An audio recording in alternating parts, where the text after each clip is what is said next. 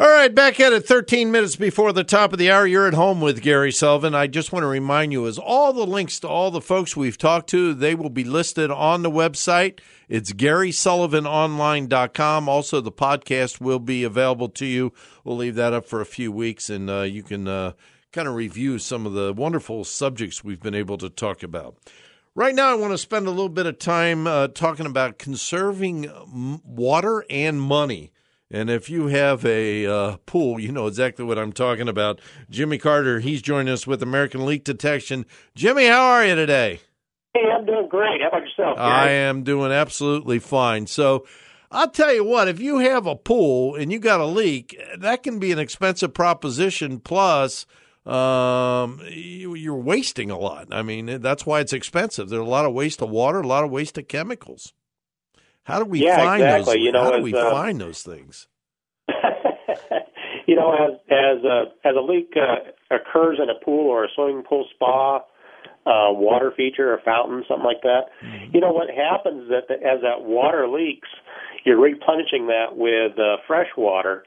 And as you're replenishing that, you're also depleting the chemical count that's in that pool. Sure. So you get, high algae count will start to appear. Mm-hmm.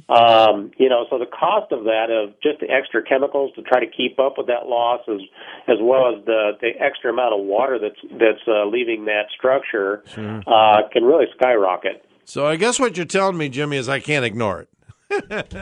I mean, you got to find out where it's leaking, and that's quite honestly why I need your help at American Leak Detection. What do you guys do to go find those leaks? How do you come across it? I mean, how do you find the leak? Yeah, well, you know what will happen is that we'll go in and we'll do a inspection of the pool or the spa, whichever is leaking. And how we go about that is that we'll go through the whole system by breaking down all the plumbing.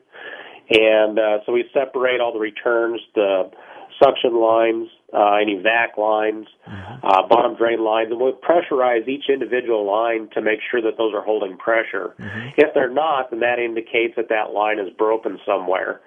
And that broken line can be identified by using our electronic equipment across the deck to narrow down exactly where that problem is. Mm-hmm. And then we can address, what needs to be done with that repair at that time.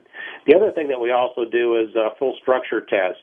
We'll dive the pool and actually go through and investigate the interior of that structure, looking around any of the tile lines for separations at the bond beam.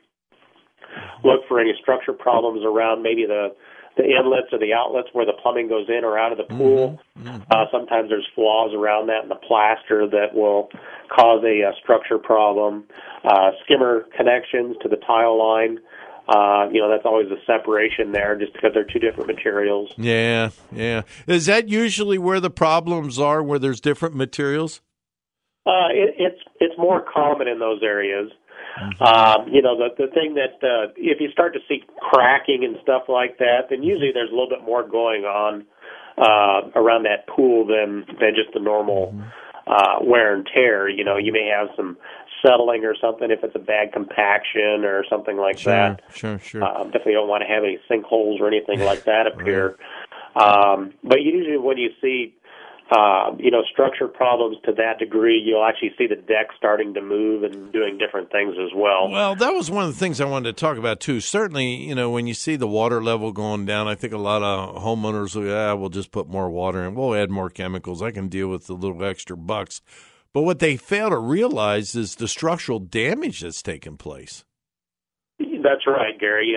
What happens is that as that water penetrates through the plaster or tile, which are basically the only things that seal up a pool.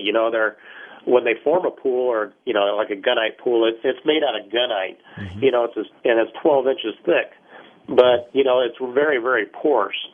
So when they plaster a pool and have tile on it, then those are the only things that actually really seal that pool. Mm-hmm. Or if it's even a vinyl liner pool too, the only thing that's actually keeping that water out is that liner itself.